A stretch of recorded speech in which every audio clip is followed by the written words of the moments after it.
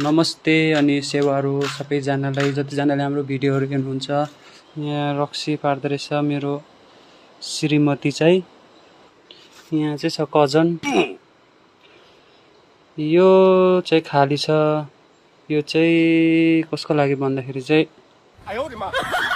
रक्सी पाक्दैछ लोकल हो, तीन पानी। यहाँ चाहिँ छ यो घरको सबभन्दा खतरा खुङखार मान्छे। नाकको टुप्पोमा चाहिँ लिम्बूहरूको रिस हुन्छ भनेर सुनेको थिएँ हो, तर त्यस्तै हुँदो रहेछ हौ।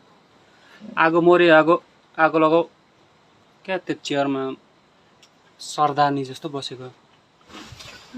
अल्छी छ हौ यो जिन्दगी। भिडियो नगरी बस भित्रमा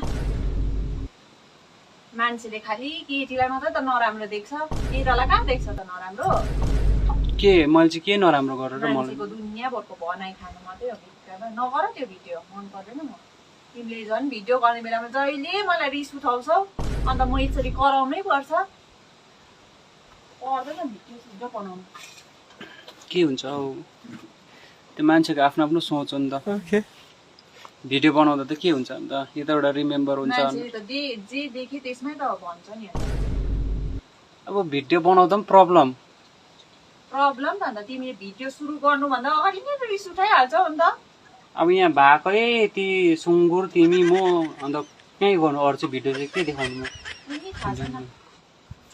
जबै नगर है भिडियो भनेको सुन्दैन क्या हौ।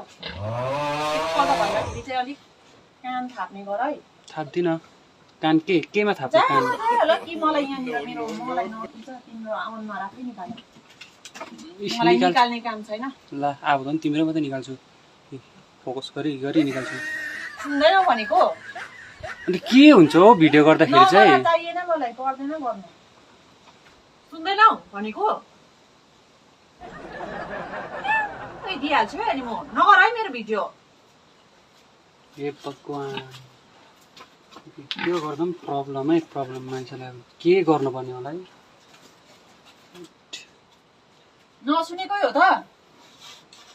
के हुन्छ हौ भिडियो गर्दाखेरि चाहिँ भन न। त्यो अब तू गया बेटा, अब तू गया, देख तेरी औकात मैं दिखाता हूँ तुझे। लाग्यो भन्छु म।